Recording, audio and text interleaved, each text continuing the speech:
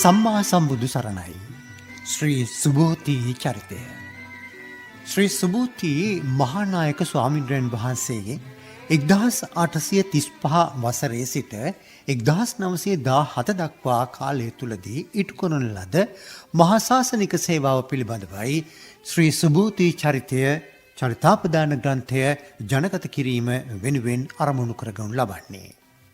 ශාසන ඉතිහාසයේ බ්‍රිතාන්‍ය කිරීට සමයේ අති උදාර සේවාවක් කළ මේ මහා යතිවරයන් වහන්සේ පිළිබඳව අද මේ අපේ වැඩසටහන ගොනුවන්නේ. මේ වෙනුවෙන් ගෞරවනීය ආරාධනා ලබනවා වැල්ලවත්ත ශ්‍රී බෝධිරුක්ඛාරාම මහා විහාරස්ථානයේ විහාරාධිපති නවකෝරළේ නවතොටමුණ ප්‍රධාන සංඝනායක ධර්මකීර්ති ශ්‍රී සද්ධර්මාචාර්ය සද්ධර්මභාගීශ්වර ප්‍රවචන කීර්ති ශ්‍රී වස්කඩුවේ ධම්මිස්සර නායක ස්වාමින්වයන් වහන්සේ.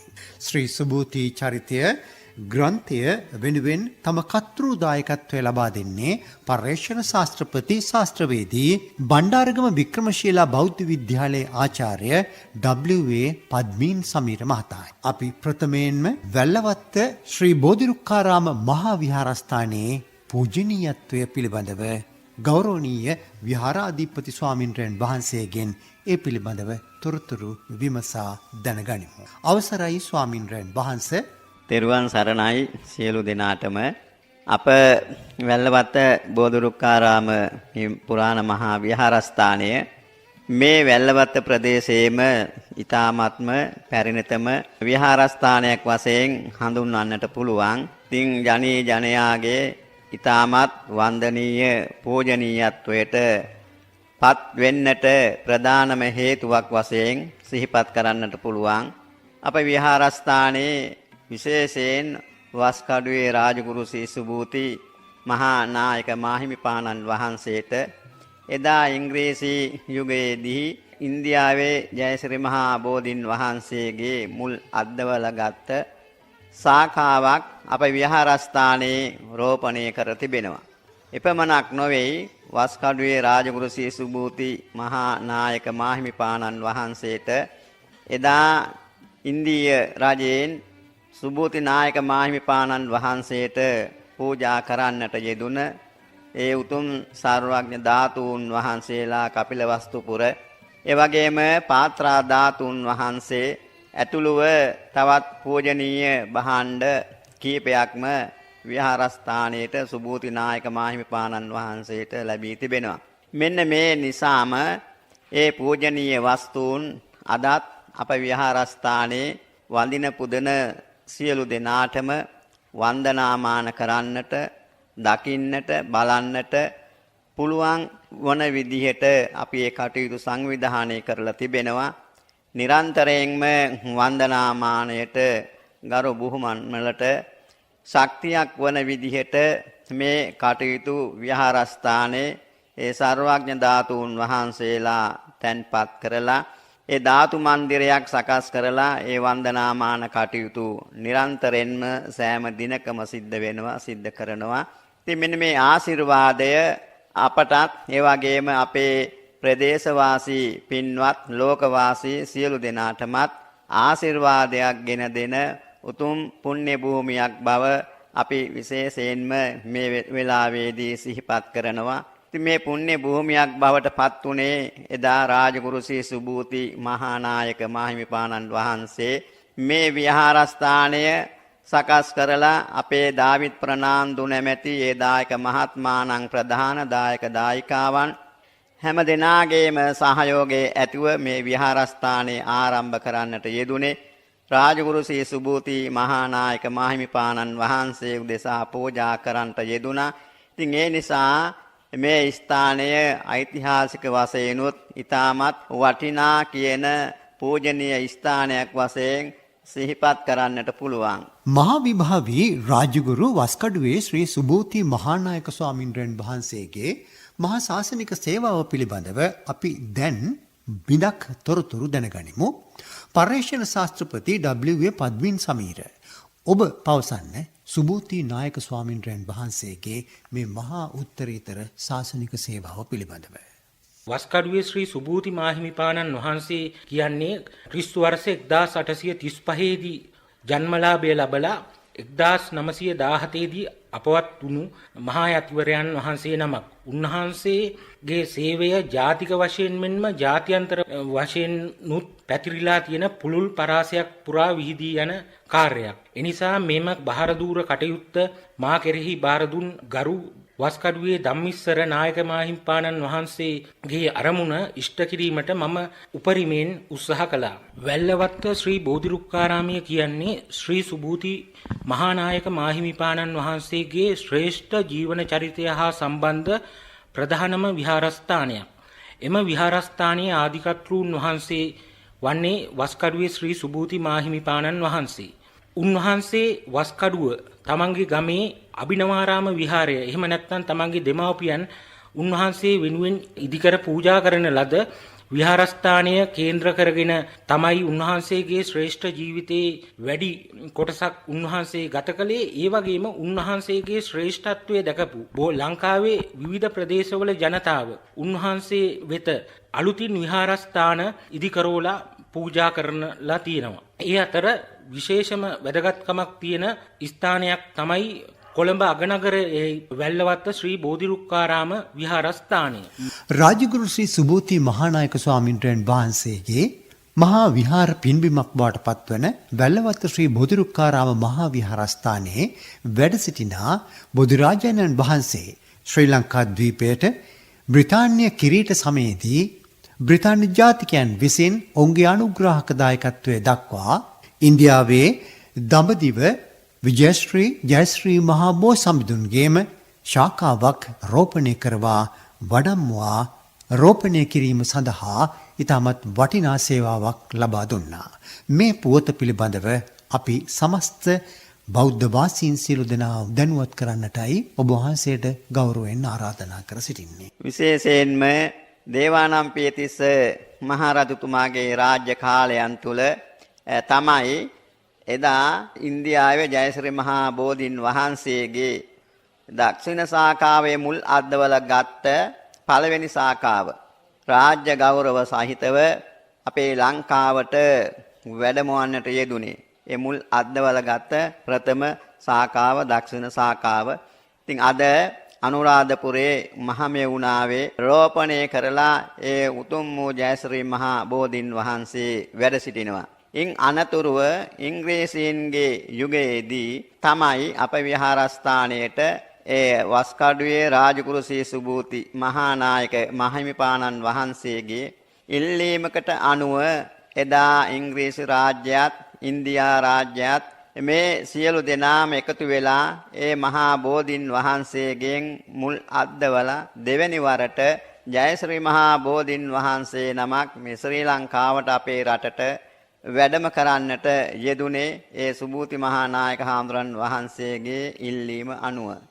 මෙම ශ්‍රී සුභූති හාමුදුරුවෝ කියන්නේ මුළු ලෝකෙම පූජිත භික්ෂූන් වහන්සේ නමක්. විශේෂයෙන්ම එවක එංගලන්ත ආණ්ඩුව, ඒ වගේම එවක සියම් කාම්බෝජ රාජකීයයන්, ඒ වගේම ජපන් අධිරාජ්‍ය, ඒ වගේ රාජකීයයන්ගේ නිතර අසුර සුභූති මාහිමිපාණන් වහන්සේට තිබුණා. ජාතික හා ජාත්‍යන්තර සේවය මෙම කොළඹ නගරය කේන්ද්‍ර කරගෙන පැතිරීම ආරම්භ වුණා. ඒ වගේම සියම් රජපෞලේ කුමාරවරු මෙම වැල්ලවත්ත ශ්‍රී බෝධිරුක්කාරාම විහාරස්ථානය වෙත ශ්‍රී සුභූති මාහිමිපාණන් වහන්සේ බැහැ පැමිණ තිබෙනවා.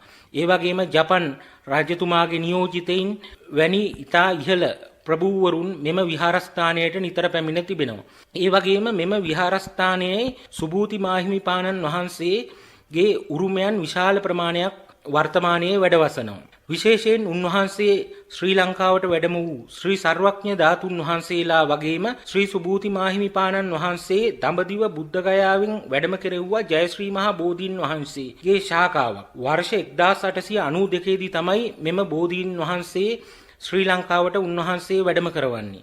මෙය ශ්‍රී සුභූති මාහිමිපාණන් වහන්සේගේ ජීවිතයේ තිබ්බ ප්‍රධානම නිරාමිස ආශාවක් කියලා හඳුන්වන්න පුළුවන්. ඒවක නාවික මාර්ගයෙන් පමණයි ගමනාගමනය සිදු වුණේ. ඒකින්ද තැපෑල තමයි එවක තිබුණේ. මෙම කාලය ලංකාව ඒ වගේම බ්‍රිතාන්‍ය යටත් විජිතයක්. ඒ නිසා බුද්ධ ආගමට ලැබිලා තිබුණු සම්පත් බොහොම සීමා සහිතයි. එවන් යුගයක තමයි ශ්‍රී සුභූති මාහිමිපාණන් වහන්සේ මෙම බෝධි ශාඛාවක් බුද්ධ ගයාවේ සිට වැඩම කිරීමට අදහස් කරන්නේ. ඉතින් ශ්‍රී සුභූති හාමුදුරුව අපි කිව්වා වගේම ජාතික වශයෙන් මෙන්ම ජාත්‍යන්තර තලයේ කීර්තිමත් භික්ෂුවරයෙක්. විශේෂයෙන්ම පාලි පොත් සමාගමේ එම යුගයේ බුද්ධ ධර්මය, පාලි ත්‍රිපිටකය, පාලි භාෂාව ආදිය සම්බන්ධ මූල ග්‍රන්ථ බටහිර භාෂාවන් වලට සංස්කරණය හා පරිවර්තනය කරමින් තිබිච්ච යුගයක්. ඒ වගේම ඇමරිකාවේ හාවර්ඩ් ඔරියන්ටල් සීරීස් එහෙම නැත්නම් හාවර්ඩ් පෙරදිග ග්‍රන්ථමාලාව යටතේ මෙම පාලි බුදු සමය පිළිබඳ ග්‍රන්ථ පරිවර්තනය කරමින් තිබූ සමයක්. ඒ වගේම මුළු ලෝකෙම අවධානය මෙම යුගයේ පාලි සාහිත්‍ය හා ථේරවාද බුදු සමය කෙරෙහි යොමු වෙලා තිබුණේ. ඉතින් මෙම හේතු නිසා ශ්‍රී සුභූති මාහිමිපාණන් වහන්සේගේ විශාරද බුද්ධි මහිමයට හේතුවෙන් උන්වහන්සේගේ දැනුම ලබා ගැනීම සඳහා නිතර මෙම අපරදිග උගතුන් උන්වහන්සේගේ දායකත්වය ලබා ගත්තා. විශේෂ වශයෙන් එම කාලේ ලංකාවේ ආණ්ඩුකාරවරයා වෙච්ච සර් හෙන්රි ජෙගරි ආණ්ඩුකාරතුමා වගේම රාජතාන්ත්‍රික නිලධාරීන් සුභූති මාහිමිපාණන් වහන්සේ වෙත විශේෂ ගෞරවයක් දැක්වුවා. උන්වහන්සේ අපරදිග රාජ්‍යයන් වල විදේශිකයන්ට ලබා දෙන ධර්ම ශාස්ත්‍රීය දායකත්වය පිළිබඳව. ඒ අනුව ශ්‍රී සුභූති හාමුදුරුව මෙම තමන් වහන්සේගේ ආශාව මෙම දඹදිව බුද්ධ ගයාවේ ජයශ්‍රී මහා බෝධි ශාඛා වහන්සේ නමක් වැඩමවා ගැනීමේ ආශාව එවක ආණ්ඩුකාර සර් විලියම් හෙන්රි ග්‍රෙගරි මැතිතුමාට දන්වා සිටියා. ඒ වගේම නමුත් එම අවස්ථාවේදී ලිපියක් මගින් ප්‍රකාශ කළා ග්‍රෙගරි මැතිතුමා එම කටයුත්ත ඉතාමත් බැරෑරුම් වැඩක් කියලා. නමුත් අපරිමිත උත්සාහයෙන් කටයුතු කරපු සුභූති මාහිමිපාණන් වහන්සේ ලන්ඩන් නුවර ඉන්දියානු කාර්යාල පුස්තකාලාධිපති රෝලන්ඩ් රෝස්ට් මැතිතුමාට වගේම කල්කටාවේ හිටියා ඉන්දීය ජාතික පුරාවිද්‍යාඥයෙක් වන රාජේන්ද්‍ර ලාල් මිත්‍ර කියන බ්‍රාහ්මණ පඬිතුමා. ඒ වගේම ඉන්දියාවේ එවක බුද්ධ ගයාව බාරව හිටිය හින්දු පූජකවරයා මහන්තා නම් එම ප්‍රධාන පූජක ධූරයට පවා ලේඛන යවලා තමන් වහන්සේගේ අරමුණ ඉෂ්ට කරලා දෙනමින් උන්වහන්සේ ඉල්ලීම් කළා. ඒ වගේම ශ්‍රී සුභූති මාහිමිපාණන් වහන්සේගේ ධර්ම ශාස්ත්‍රීය සේවය පිළිබඳ දන්නා විද්වතුන් මේ සඳහා උපකාර කරන මෙන් ලංකාවේ සහ ඉන්දියාවේ යටත් විජිත ආණ්ඩුව වෙත ලියා දැනුවත් කළා.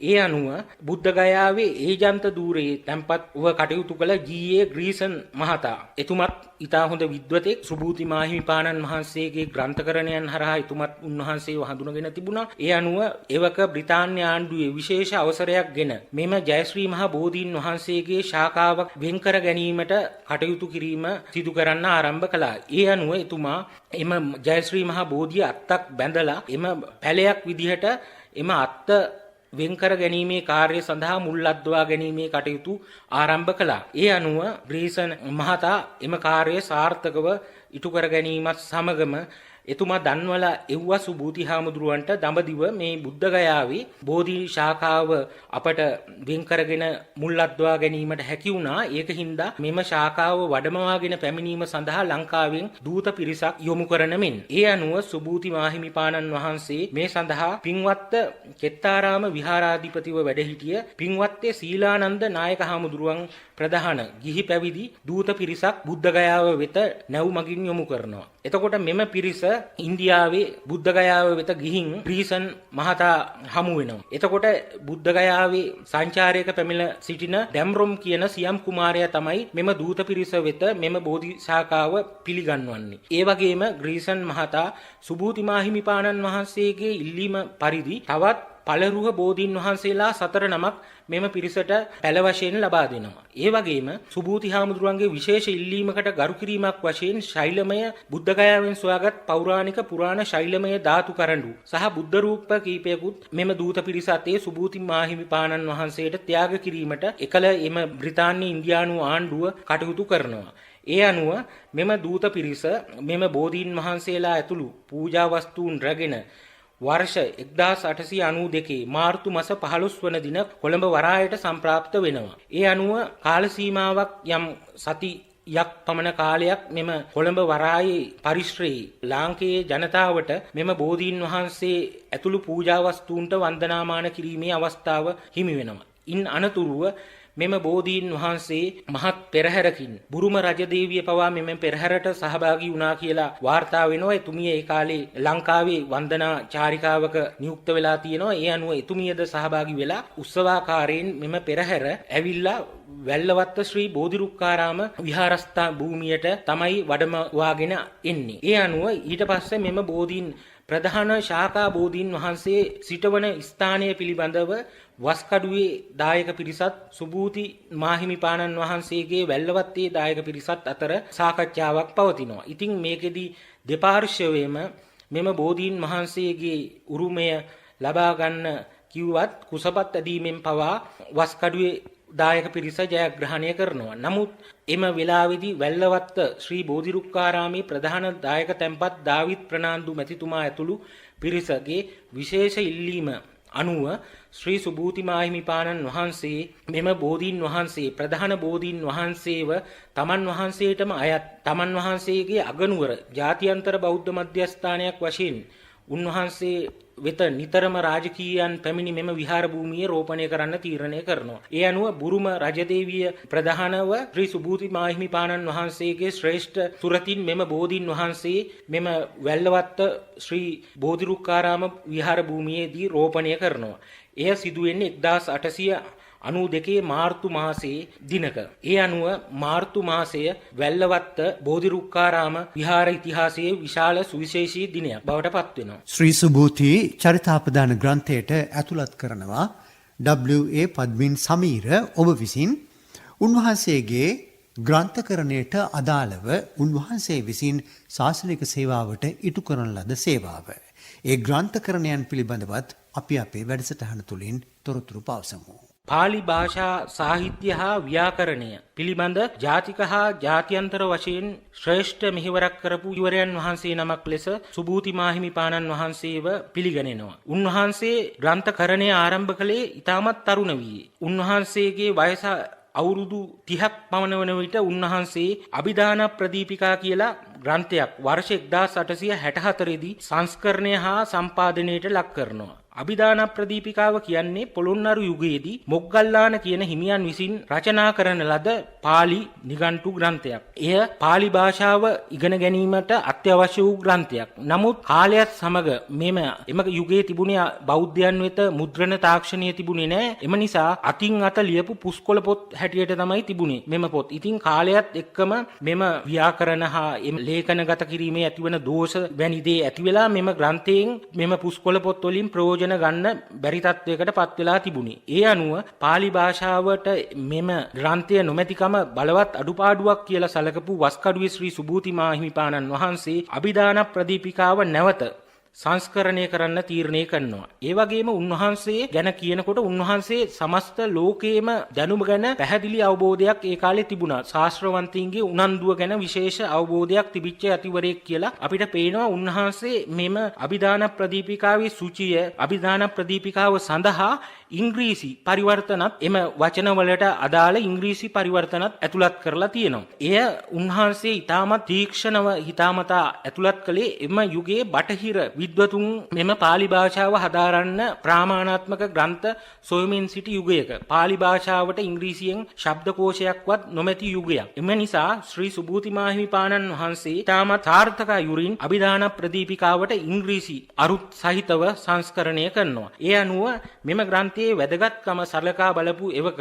එංගලන්තයේ බ්‍රිතාන්‍ය ආණ්ඩුව ලංකාවේ පාලනය කරපු ආණ්ඩුව 1864 දී ආණ්ඩුකාරතුමා තීරණය කරනවා මෙම ග්‍රන්ථය රජයේ මුද්‍රණාලයේ මුද්‍රණ වියදමෙන්ම මුද්‍රණය කරලා ප්‍රකාශයට පත් කරන්න ලෝකයේ පුරා. ඒ අනුව මෙය තමයි අභිදාන ප්‍රදීපිකාව තමයි ලංකාවේ මුද්‍රණයේ ద్వාරයෙන් ප්‍රකාශයට පත් වෙච්ච පළවෙනි පාලි ග්‍රන්ථය. 1864 දී තමයි මෙම ග්‍රන්ථය ප්‍රකාශයට පත් වුණේ. එම යුගයේ අපරදිග රටවල පාලි භාෂාව හදාරීමේ බලාපොරොත්තුවෙන් හිටපු බොහෝ විද්‍යාර්ථීන්ට පඬිවරුන්ට තාමත් ප්‍රයෝජනයක් සැලසුණා. ශබ්දකෝෂයක් නොමැති වීමේ අඩුව ඔවුන් සපුරාගත්තේ සුභූති හාමුදුරුවන්ගේ මෙම ග්‍රන්ථයෙන්. එම ග්‍රන්ථය ප්‍රකාශයට පත් වෙලා ලෝකයේ පුරා ව්‍යාප්ත වීමත් සමගම සුභූති හාමුදුරුවෝ කෙරෙහි තව තවත් ලොව විවිධ ප්‍රදේශවල හිටපු විද්වතුන්ගේ ආකර්ෂණය හිමිවන්න පටන් ගත්තා. ඒ වගේම මෙම ග්‍රන්ථය කියවපු බොහෝ විචාරකයෝ සුභූති මාහිමිපාණන් වහන්සේගෙන් තම ශාස්ත්‍රීය රාජකීය කාර්යයන් සඳහා උපකාර ලබා ගැනීම ආරම්භ කළා. ඒ වගේම නායක හාමුදුරුවෝ වර්ෂ 1876 දී පරීක්ෂණාත්මක ව්‍යාකරණ ග්‍රන්ථයක් පාලි භාෂාවට සපයනවා. දැනට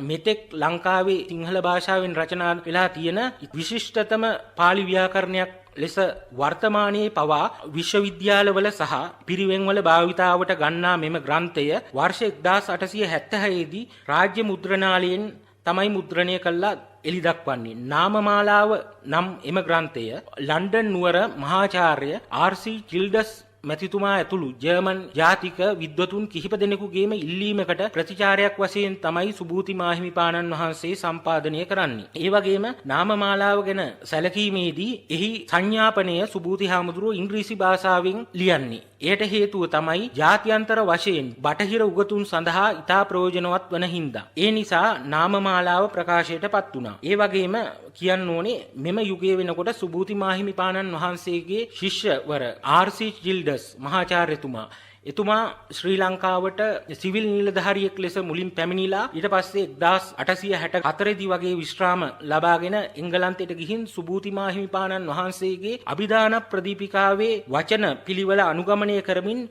පාලි ශබ්දකෝෂයක් පාලි ඉංග්‍රීසි ශබ්දකෝෂයක් සම්පාදනය ආරම්භ කළා. එතකොට එතුමාට අවශ්‍ය සියලුම ශාස්ත්‍රීය කටයුතු ශාස්ත්‍රීය ආධාර ශ්‍රී සුභූති මාහිමිපාණන් වහන්සේ තමයි ලබා දුන්නේ. මෙම ශබ්දකෝෂය 1872 වගේ ප්‍රකාශයට පත්වීමත් සමග පාලි භාෂාව පිළිබඳ තිබිච්ච උනන්දුව ඉතා ඉහළින් ලෝකයේ පුරා වර්ධනය වෙනවා. විශේෂයෙන් මෙම ශබ්දකෝෂයේ සම්පාදන කාර්යයන් අතරතුරදී අවශ්‍ය වෙච්ච ප්‍රශ්න විසඳා ගැනීමට සුභූති හාමුදුරුවන් වෙත එවපු ප්‍රශ්නමාලාවන් රාශියක් වර්තමානයේ ශ්‍රී ලංකා රාජ්‍ය ලේඛනාගාර දෙපාර්තමේන්තුව තුල 5.63.16 කියන ලේඛන ගොනුවේ සංරක්ෂණය කරලා තියෙනවා. කොළඹ 6 වැල්ලවත්ත ශ්‍රී බෝධිරුක්කාරාම විහාරයේ තැන්පත් කරලා තියෙනවා. ඒ වගේම සුභූති හාමුදුරුවෝ වර්ෂ 1893 දී අභිදානප්පදීපිකා සූචිය නමින් තව ග්‍රන්ථයක් මුද්‍රණය කරනවා. ඒ වගේම සියම් පිරිත් පොත වර්ෂ 1897 දී උන්වහන්සේගේ ශිෂ්‍ය සියම් රජපෞලේ සමාජික පී.සී. ජිනවරවංශ හිමියන්ගේ ඉල්ලීම අනුව උන්වහන්සේ සම්පාදනය කරනවා. එවක 1897 දී සියමේ රජතුමා ලංකාවට සැපත් වෙනවා. එම අවස්ථාවේදී ශ්‍රී සුභූති මාහිමිපාණන් වහන්සේ විසින් කොළඹ රජමැදුරේදී මෙම පොතේ පිටපතක් එතුමාට පිළිගන්වලා තිනවා. ඒ වගේම එහි පිටපත් රාශියක් එම රජතුමාත් රැගෙන ගියා කියලා සඳහන් වෙනවා. අතිගරු වස්කඩුවේ ධම්මිස්සර නායක මාහිමිපාණන් වහන්සේගේ උපදේශකත්වයේ මත මා සිදු කළ පරීක්ෂණයේදී ශ්‍රී සුභූති මාහිමිපාණන් වහන්සේ තමන් වහන්සේගේ ජන්ම ග්‍රාමයේ ඉතිහාසය පිළිබඳ සම්පාදනය කළ ප්‍රකරණ ග්‍රන්ථයක් සහ ශ්‍යාම රාජ වංශාවතාර නමින් උන්වහන්සේ නිබන්ධනය කළ පද්‍ය පන්තීන් 313කින් සමන්විත කාව්‍යයක් සොයා ගැනීමට හැකි වුණා. කපිලවස්තුපුර ශ්‍රී සර්වක ධාතුන් වහන්සේලා ශ්‍රී ලංකාවේ වැඩ සිටිනවා.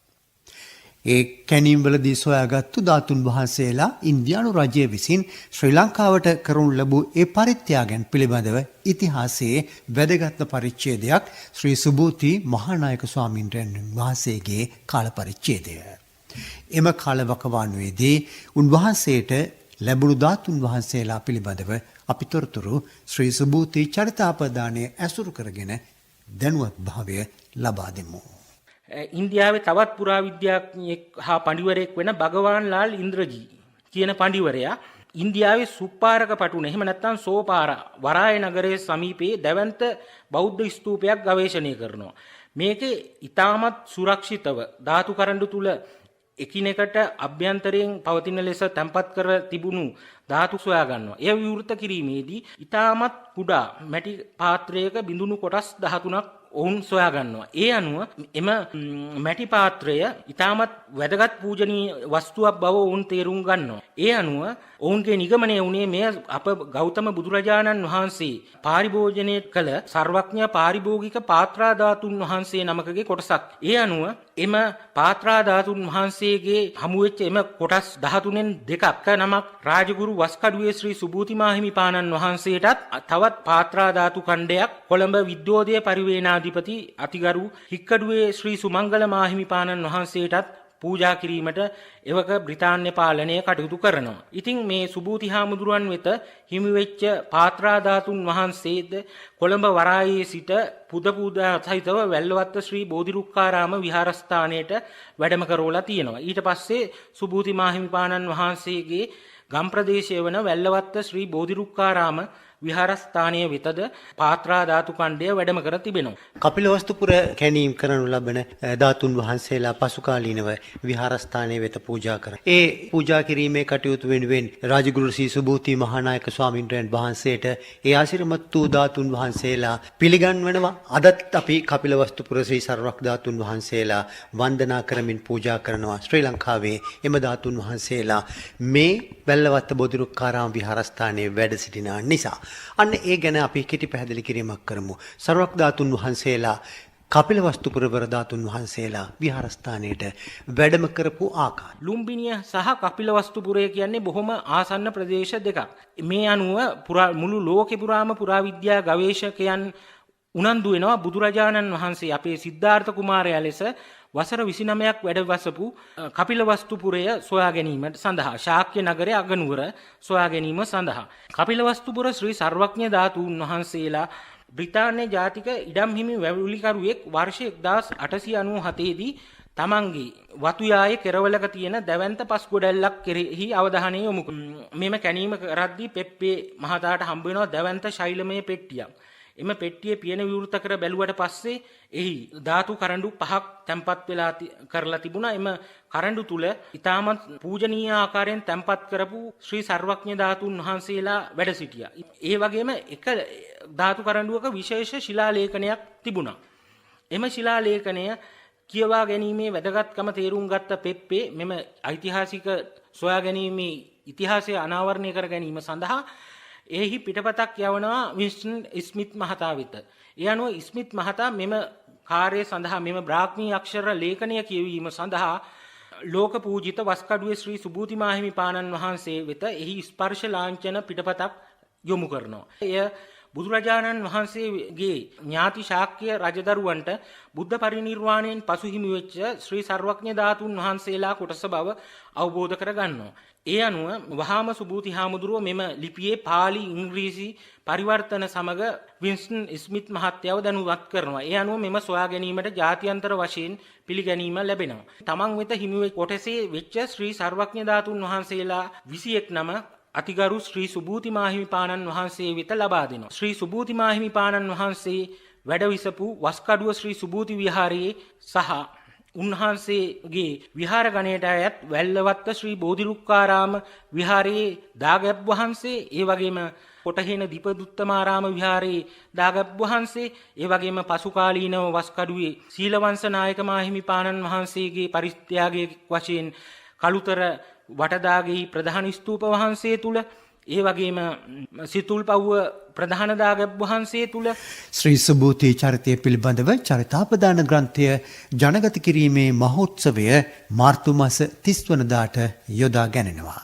ඒ පිළිබඳව ඔබ වහන්සේට ගෞරවනීය ආරාධනය සමස්ත අපේ ශ්‍රාවකීන් සිළු දෙනාටම ආරාධනා කරන්නට. විශේෂයෙන් වස්කඩුවේ රාජගුරු ශ්‍රී සුභූති මහානායක මාහිමිපාණන් වහන්සේගේ චරිතා ප්‍රදානය. ඉතින් කවදාත් නොලිව්ව කරුණු රාශියක් මේ පොතට ඇතුළත් වෙලා තිබෙනවා. සුභූති මහානායක හාමුදුරන් වහන්සේගේ උත්පත්තියේ සිට විපත දක්වාත් එවැගේම උන්වහන්සේ කරන ලද ශාසනික ආගමික සමාජීය වැඩ කටයුතු පිළිබඳවත් මේ පොතේ විශේෂයෙන්ම සඳහන් කර තිබෙනවා. උන්වහන්සේ ලියන ලද ඒ කෘතීන් පිළිබඳව, සංදේශ පිළිබඳව, එවැගේම විදේශීය අමුත්තන් සමග සම්බන්ධතා පවත්වපු ලිපි ලේඛන සම්බන්ධයෙන් මේ පොතේ සියල්ලක්ම කරුණු අඩංගු වෙලා තිබෙනවා. ඉතින් මේ පොත විශේෂයෙන්ම මගේ ලොකු ආසාවක් තිබුණා. මගේ ගුරු දේවයන් වස්කඩුවේ ධම්මකිත්ති නායක මාහිමිපාණන් වහන්සේගෙත් ලොකු ආසාවක් ඉෂ්ට සිද්ධ කරන අවස්ථාවක් වශයෙන් මේ පොත අපිට සිහිපත් කරන්නට පුළුවන්. ඉතින් මගේ නායක හාමුදුරන් වහන්සේටත් වස්කඩුවේ රාජගුරු ශ්‍රී සුභූති මහා නායක හාමුදුරන් වහන්සේටත් පූජෝපහාරයක් වශයෙන් මෙම කෘතිය නිර්මාණය කළ තිබෙන්නේ. ඒ නිසා සියලු දෙනාටම අපි ආරාධනා කරනවා අවස්ථාවට සම්බන්ධ වන මෙන් තෙරුවන් සරණයි. වැල්ලවත්ත ශ්‍රී බෝධිරුක්කාරාම මහා විහාරස්ථානයේ නිර්මාතෘ දුරන්දර රාජගුරු ශ්‍රී සුභූති මහානායක ස්වාමින්වයන් වහන්සේ පිළිබඳව ශ්‍රී සුභූති චරිතය චරිතාපදාන ග්‍රන්ථය පිළිබඳව සැකසූ විශේෂ ගුවන් විදුලි වැඩසටහනයි මේ සමාප්ත වන්නේ. මෙවැනිවෙන් සංස්කරණ දායකත්වය ලබා දෙන්නේ වැඩසටහන් නිෂ්පාදන සහකාර මංජුල මහේස් සමග ඉනෝකා ගමගේ. වැඩසටහන බාහිර පටිගත කිරීම කටයුතු වෙනුවෙන් දායකත්වය ලබා දීම සහ වැඩසටහනේ නිෂ්පාදනය නිවේදන දායකත්වය ගාමිණී මෙරින්නගේ. අපේ ගෞරවනීය ස්තුතිය මේ වැඩසටහන වෙනුවෙන් අපට වැඩම කරන්නට යෙදුණු නවකෝරළේ නවතොටුමුණ ප්‍රධාන සංඝනායක ධර්මකීර්ති ශ්‍රී සද්ධර්මාචාර්ය සද්ධර්ම වාගීශ්වර ප්‍රවචන කීර්ති ශ්‍රී වස්කඩුවේ ධම්මිස්සර නායක ස්වාමින්වයන් වහන්සේට පර්යේෂණ ශාස්ත්‍රපති ශාස්ත්‍රවේදී ආචාර්ය උපාධ්‍යාපේක්ෂක W.A. පද්මීන් සමීර මහතාට ශ්‍රී සුභූති චරිතය ශාසන ඉතිහාසයේ බ්‍රිතාන්‍ය කිරීට සමයේ අති උදාර ශාසනික සේවාවන් පිළිබඳව යළි ස්මරණය කරන බෞද්ධ ශාසන ඉතිහාසයේ සුවිශේෂී ග්‍රන්ථයක් බවට පත්වෙයි. සාදු සාදු සාදු.